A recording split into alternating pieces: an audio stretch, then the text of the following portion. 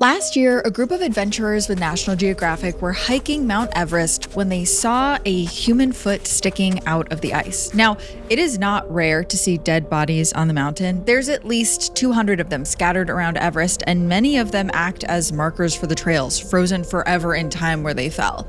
But this human foot in particular had been on the mountain for 100 years and solved a century-old mystery. Welcome back to Heart Starts Pounding. I'm your host, Kaelyn Moore, and today it feels so good to be here inside of the Rogue Detecting Society headquarters and not out on a mountain, because today we're going to be talking about the bodies that are still stuck on Mount Everest, who they belong to, and the mystery that was solved when a 100-year-old foot was found.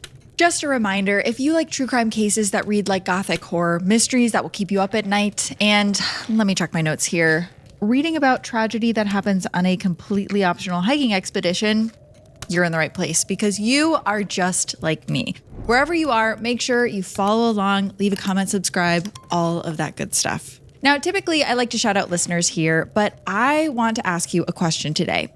Would any of you ever hike Mount Everest? Or if you have, please let me know, because after reading so much about this, I must hear from someone in this community about their experience. I personally would never hike Mount Everest. I even get anxiety when I look at pictures of the mountain, but I am deeply curious about the types of people that choose to make this hike. And so today in our episode, I also want to explore some of the motivations behind why these people do this extremely dangerous and totally optional feat that many of us find so unappealing. Okay, let's get into it. Mount Everest, located on the China-Nepal border, nestled in the Himalayas, is the tallest mountain in the world above sea level, coming in at around 29,000 feet or 8,800 meters. That's right around cruising altitude for a plane. Climbing Mount Everest, and I cannot stress this enough, you guys, is an incredibly expensive endeavor. We're talking about $50,000 minimum if you want to get to the top. And a lot of people spend far more money than that. Among some of the most expensive things you need to complete the hike are at least $3,000 worth of oxygen, a $3,000 round-trip plane ticket to Kathmandu, Nepal, and $30,000 for a permit and guide package.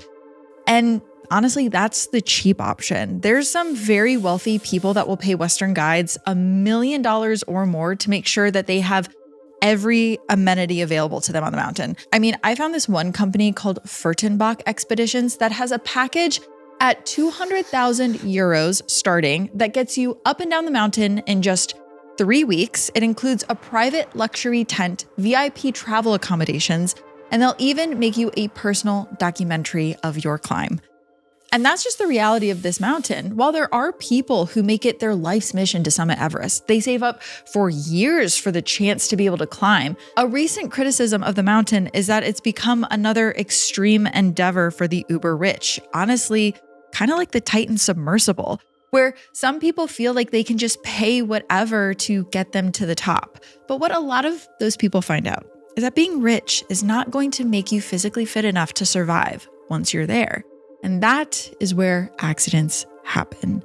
And that kind of brings me to the first body I want to tell you about, a woman named Hannelore Schmatz. For years, starting in 1979, as hikers got to 27,200 feet going up the southern route of the mountain, that's the route that 98% of hikers choose, a woman could be seen sitting in place, completely frozen. She was leaning against her backpack with her eyes closed and her hair was gently swaying in the wind.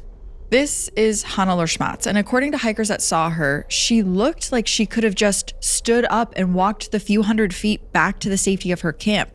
But she died in a very preventable accident, and her body sat on the mountain, frozen and alone for years. Hannelore was a 39-year-old German mountaineer who wanted to become the fourth woman to ever summit Mount Everest. By October 2nd, 1979, she had made it through the arduous climb towards the summit. That's 2 to 3 weeks acclimatizing to the altitude at a base camp at around 17,000 feet, where her body started getting used to the lack of oxygen. There, she would have checked her equipment, she would have undergone some medical evaluations to make sure that she was physically fit.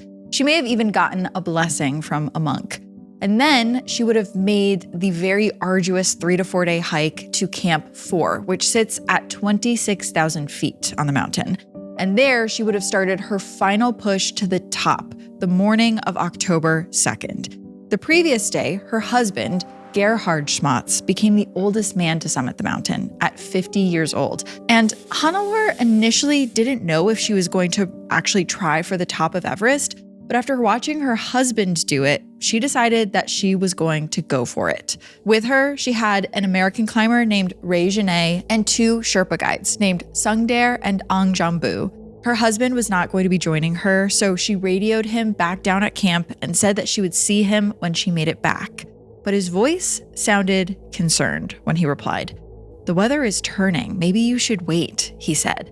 But Hannelore was in what's known as the death zone of Mount Everest, the area above 26,000 feet. And when you're there, you are quite literally dying every single moment. The air doesn't have enough oxygen in it to replenish your blood, so you need to rely on tanks of oxygen to supply you. And even then, you have about 20 hours in the zone before you're dead.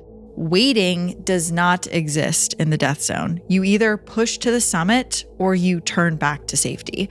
Hannelore felt like this was going to be her only chance, so she decided that she was going to press on.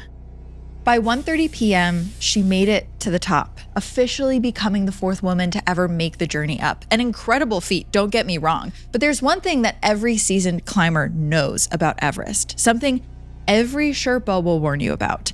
You have to start coming down from the peak at 2 p.m. No questions asked. The sun starts setting really fast, and you don't want to be stranded up there in the cold. It's already negative 30 degrees Fahrenheit during the day, and it just gets worse at night.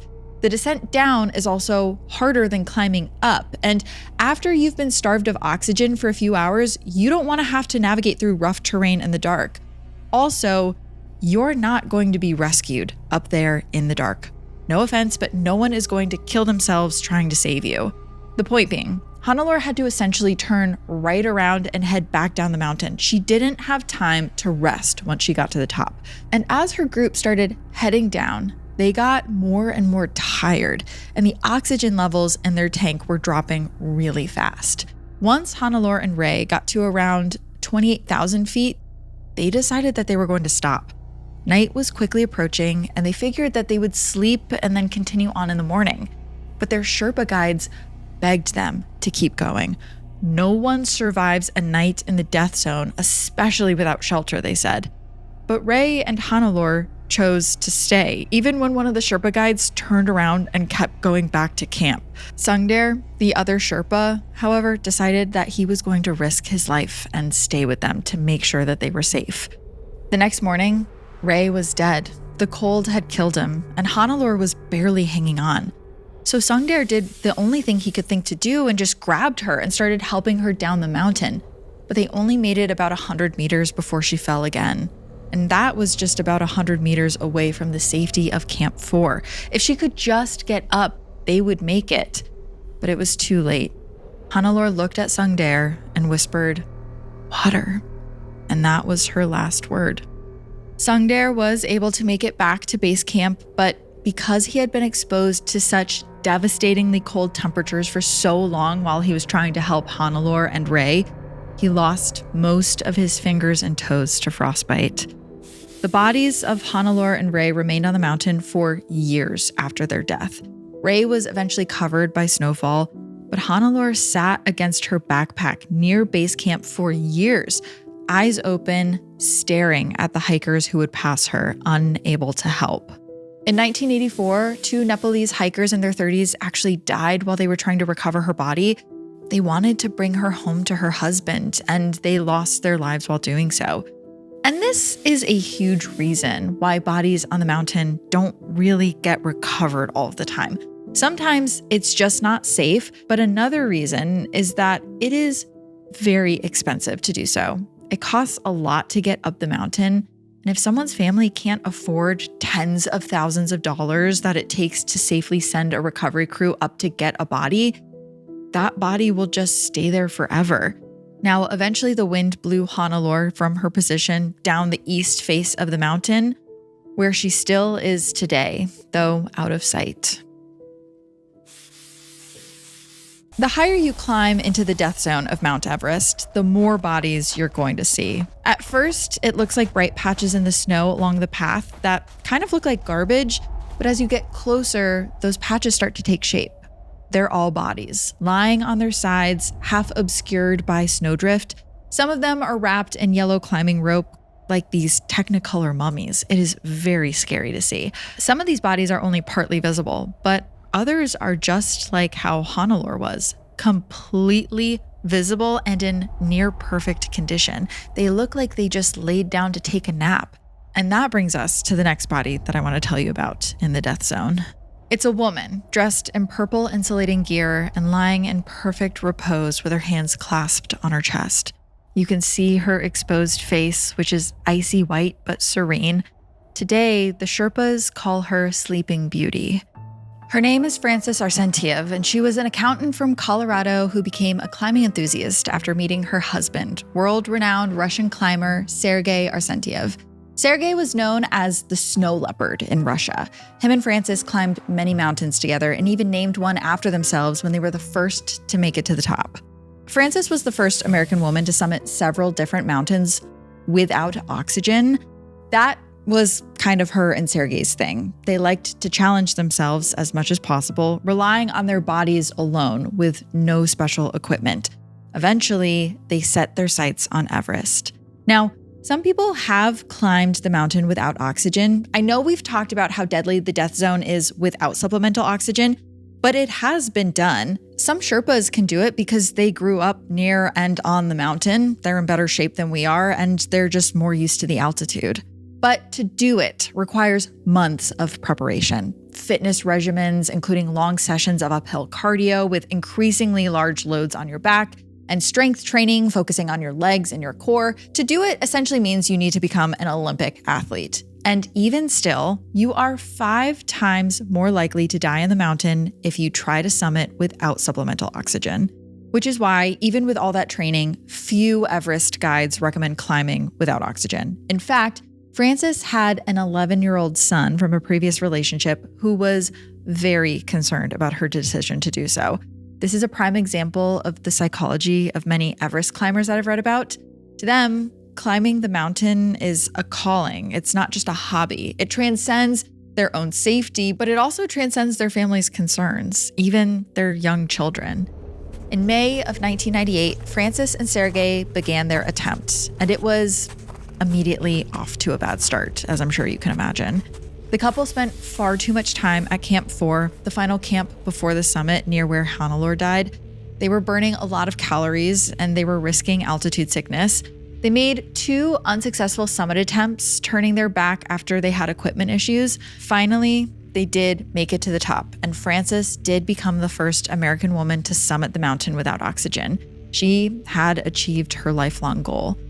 But because they had so little oxygen in their system, they were moving very slowly, and they didn't start their descent until 4 p.m., which is way too late in the day. The sun was setting and it was starting to get dark fast. Once it was dark, they became separated. Sergei did ultimately make it back down to Camp 4, where he was devastated to learn that Francys hadn't made it yet.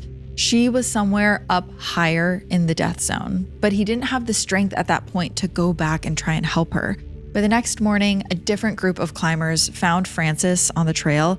She was convulsing at that point. Her skin was frozen to where it looked porcelain white.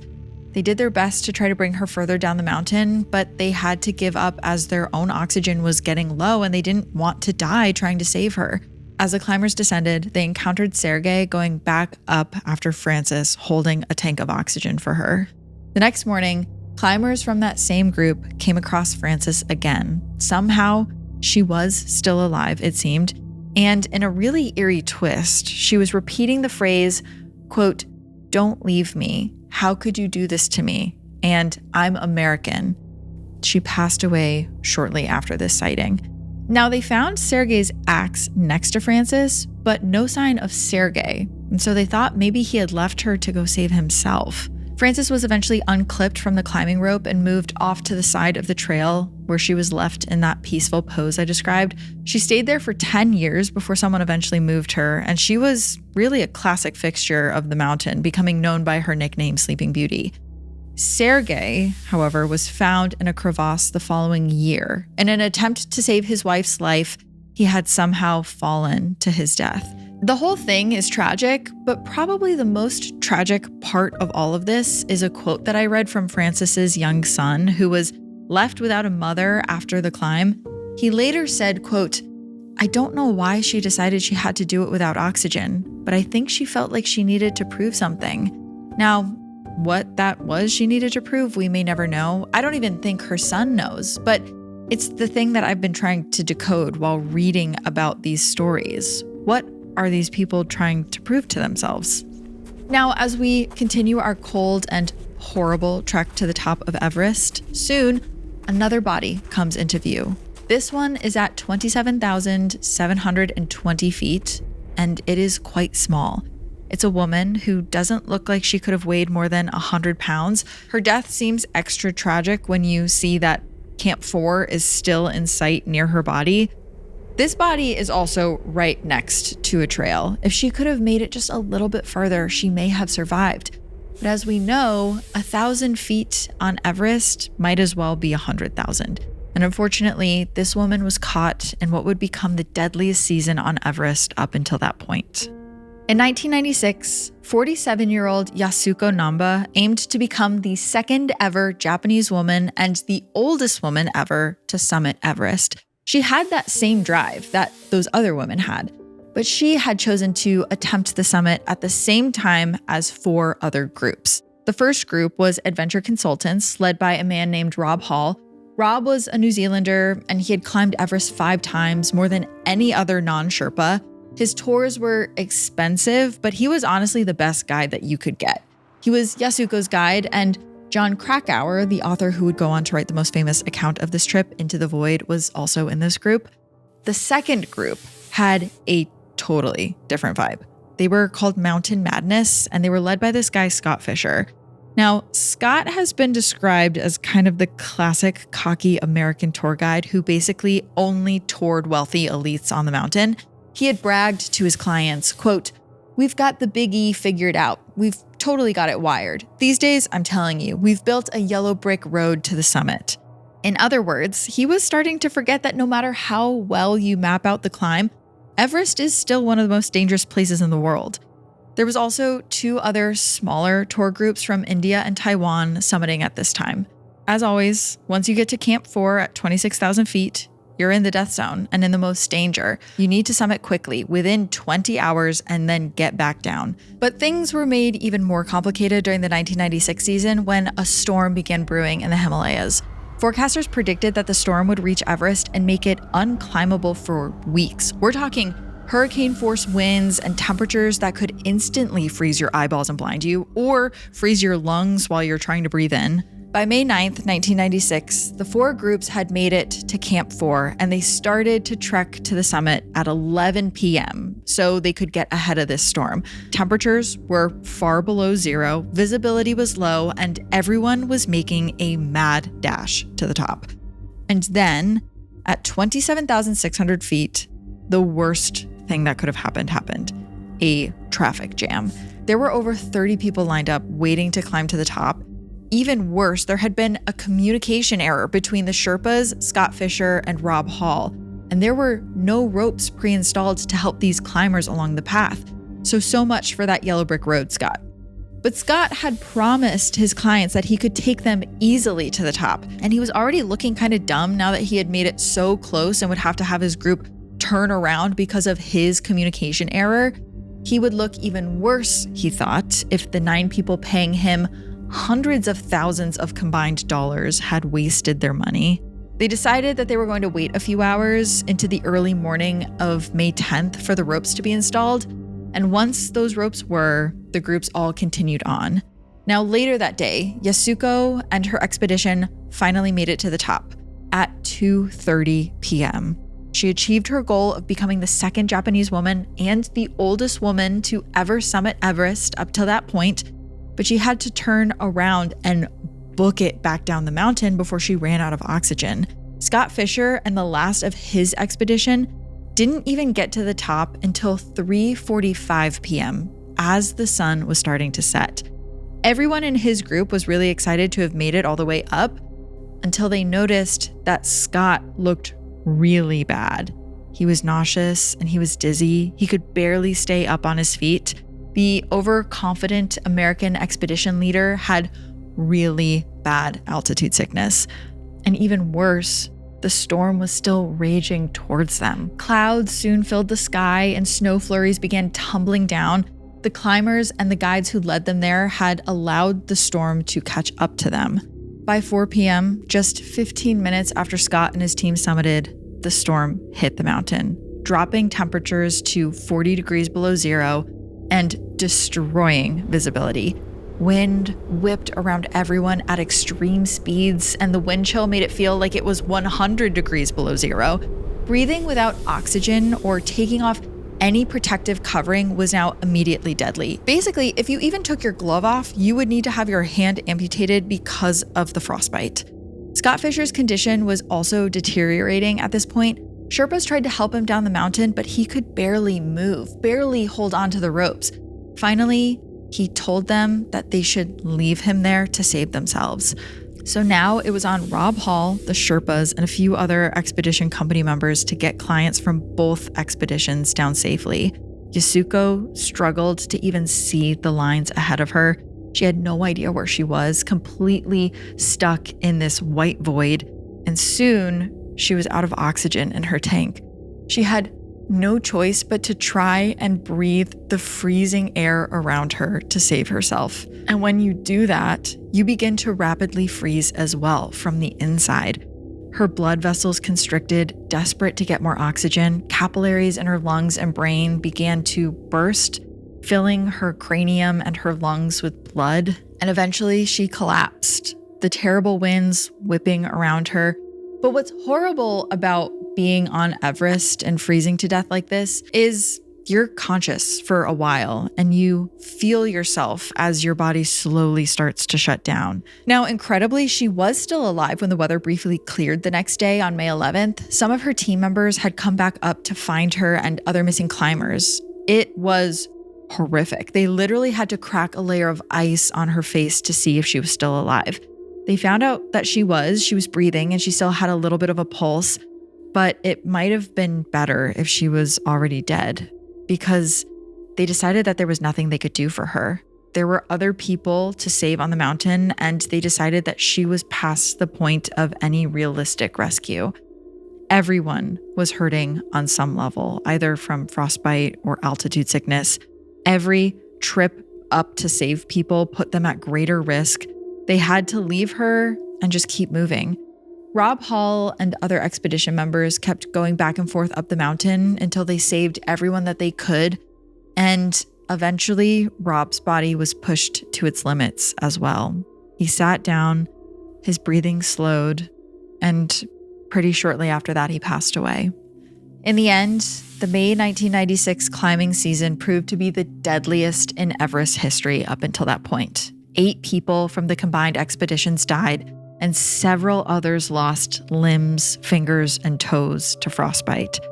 John Krakauer was on the climb as a reporter for Outside Magazine, and in his article and subsequent book, he blasted the guides for their risky decision-making. He highlighted for the general public how Everest had become this decadent endeavor for the rich, one which cost several their lives, and how this puts other climbers at risk because people like Scott and like Rob feel like they have to continue on in dangerous conditions because their clients have paid so much money, or because their clients who have paid so much money are making them feel bad for not continuing the hike. They feel like they're wasting their money. So it's a lose-lose for everyone. Yasuko's husband eventually funded an expedition that brought her body down the mountain. But today, hikers that take the same route see several bodies all along the path, close enough to touch. And that morbidly brings me to our next stop, just a few hundred feet up from where Yasuko died. It's a cave where 2 men sit side by side for all of eternity. At this point in our climb, we're now at 27,890 feet, just over 1,000 feet from the top of Mount Everest. A small, dark cave appears off the right side of the path, providing a nice overlook. The Sherpas know this as Green Boots Cave. There's not one, but two bodies in this small cave. One is hunched over with its face obscured. The corpse has on a pair of bright green hiking boots, hence the name of the cave. Though no positive ID has ever been made, it's believed that Green Boots was an Indian man named Sewang Paljor. He loved to climb and even became a member of the Indo-Tibetan border police so that he could work on the mountain. He, along with two of his fellow border policemen, died in the 1996 storm. There is a little bit of debate if the body is his or one of his friends. But next to him is an even stranger body. It's a man sitting with his knees pushed up to his chin. He looks lonely as he stares out into the distance. This is David Sharp, a man who tried to climb Mount Everest without an oxygen tank, alone. His case is one of the most extreme instances of adventurism that we're going to cover today. David came from seemingly humble beginnings. He was an engineer from England. He had a successful climbing career up until that point. He climbed some of the world's tallest mountains without oxygen, but Everest really called to him. David actually first tried to climb Everest with a guide in 2003, but he lost 2 toes to frostbite a mere 650 feet from the top. He tried again in 2004, also with a guide, and supposedly he clashed with this guide over not using oxygen. And because of this, they didn't make it to the top. So after that, David was pretty fed up. This directly led to his May 2006 climb, where he decided that he was just going to go completely alone. He booked through a company called Asian Trekking, which is run by Sherpas and basically gives a permit to anyone willing to pay. As a result, they had the majority of climbers that needed to be rescued from the mountain. But they gave David what he wanted, and he only had to pay $6,000 as opposed to $30,000 that were charged by other companies. So with that, he started his ascent. No oxygen, no Sherpa to tell him to turn around if it got unsafe. He didn't even take a radio in case anything happened to him. Now, some people believe that David did this because he knew he would die on the mountain. But from what we know, he just wanted to prove that he could do the climb all on his own. But no one would ever report seeing David at the top. It seems like he did not make it. And instead, he climbed inside of the Green Boots Cave for shelter on the night of May 14th, 2006, the coldest night of that season. Dozens of climbers found him there, shivering, suffering from hypothermia and altitude sickness, sitting next to the already dead body of Green Boots himself. He kept muttering, reportedly, "My name is David Sharp. I'm with Asian Trekking, and I just want to sleep." Some people criticized the other climbers when they learned how many people had passed David without helping. But that, like we said, is the reality of the death zone. You can't really stop to help others, or you risk running out of oxygen and dying yourself, or not making it to the top. And how can you blame someone who didn't want to die for a man that didn't take any safety precautions while climbing? Asian Trekking also doesn't necessarily have a responsibility to everyone who wants to test themselves against the mountain. They're not babysitters. What people do once they have their permit is on them. David's arrogance in climbing alone without oxygen meant that he gave up the right to expect anyone to save him. Now, this last body that I want to tell you about on the mountain is actually the foot that was recovered last year. When this foot was found, it was still wrapped in a shoe and a sock that both looked pretty old. The sock even had a name stitched into it, A.C. Irvine. Now, before there were a bunch of privileged elites climbing the mountain, there were simple adventurers just trying to see if it could be done. The first people to make it to the top and come back down alive were New Zealander Edmund Hillary, who's one of the most famous mountaineers of all time, and a Nepalese Indian climbing enthusiast and Sherpa named Tenzing Norgay. They did this climb in 1953. Tenzing is still incredibly famous for doing this hike. But some of the first people to try to summit the mountain actually disappeared while doing so. They were a pair of Englishmen named George Lee Mallory and Andrew Irvine, also known as Sandy. This happened in 1924. Now, George Mallory was an English teacher, a World War I veteran, and an adventurer, a real Indiana Jones type. He joined expeditions to Everest in 1921 and 1922, both of which ended in failure and the deaths of multiple Sherpas. He wasn't very excited to go on the final expedition in 1924, but he didn't want to miss out on making it to the summit. He left behind a wife and 3 kids who he had barely seen in 10 years of marriage. But before he left, he told his wife that he was going to bring a photo of her with him and that if he made it to the top, he would leave it there. And with that, he took off. He was just 38 at the time. He was joined by a 22-year-old named Sandy Irvine, among others. Sandy was an engineering student who had devised more efficient oxygen bottles and masks that could theoretically help the expedition reach the summit this time. Otherwise, they only had leather boots and cotton and wool jackets. They would have been incredibly cold the entire journey up. This expedition had 12 English explorers in total and dozens of Sherpas. They reached base camp in April and they had until June to make it to the top before the weather got really bad, because there's a really small window of time each year where the weather won't automatically kill you. By June 8th, 1924, they reached 26,000 feet, the area that we've been calling the death zone. A storm was approaching the mountain and the group wanted to descend to a lower camp. But George and Sandy decided to make a run for the top using Sandy's new oxygen bottles. That was the last time they were ever seen alive, and it would actually be decades before either of their bodies were ever found. In 1933, a new British expedition found an axe belonging to Sandy in the death zone, though it was still very far from the peak.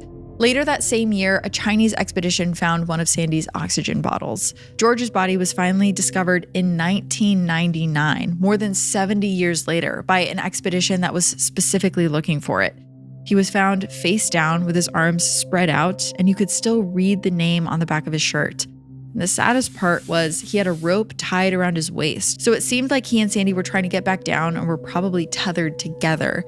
Something must have happened, a storm or an avalanche that sent them falling and ultimately separated them. It looked like the rope had squeezed the life out of him. Sandy's foot wouldn't be found for another 25 years in 2024, but we have to wonder, did they make it to the summit before they died? Because that would make them the first people to ever do so. From the way that George was found, it seemed like they died on their way down, not on their way up. If they were coming down from the peak, then that would have made them the first 2 people to ever reach the top of Everest, 29 years before Edmund Hillary and Tenzing Norgay. Well, the search team that found George's body searched it thoroughly, looking for the missing key, the photo of his wife. And they found that he did not have a picture of her on him when he died. Is it possible that the photo of her is still up at the peak of Mount Everest, frozen in ice, there forever? It could be, which would have marked an incredible feat for George, though I'm sure if we were to ask his wife, who was left to raise their children alone after George's disappearance and who never knew what happened to her husband for the rest of her life, I think she would probably say that it wasn't worth it. And with that, we have completed our hike on Everest, up and down, out of the death zone, seeing the bodies that are scattered on the mountain along the way. I mean, this was just a couple of them too. There are over 200 bodies still on the mountain. And now I want to hear about what you guys think. What is it about Everest that calls to people? I am genuinely curious what you think. You can leave me a comment wherever you listen. Is it just blind confidence that people have? Is it hubris? Do some people just legitimately not care what happens to them? Now, if you want to join me over on Footnotes on Patreon, I'm going to discuss with producer Matt a couple more bodies that didn't make it into the episode. That's available to the High Council tier, so please join me over there if you want to hear about those. And then next week, we are going to switch it up a little bit, and I want to tell you about cults. Specifically, I want to tell you about real people who had very scary real run-ins with cults. And the cult expert herself, Amanda Montell, author of Cultish, is going to join me for that one. Now, I will see you there for that, and until then, stay warm, you guys. Ooh. Heart Starts Pounding is written and produced by me, Kaelyn Moore. Heart Starts Pounding is also produced by Matt Brown. Our associate producer is Juno Hobbs. Additional research and writing by Greg Castro. Sound design and mix by Peachtree Sound. Special thanks to Travis Dunlap, Grayson Jernigan, the team at WME, and Ben Jaffe. Have a heart-pounding story or a case request? Check out heartsartspounding.com.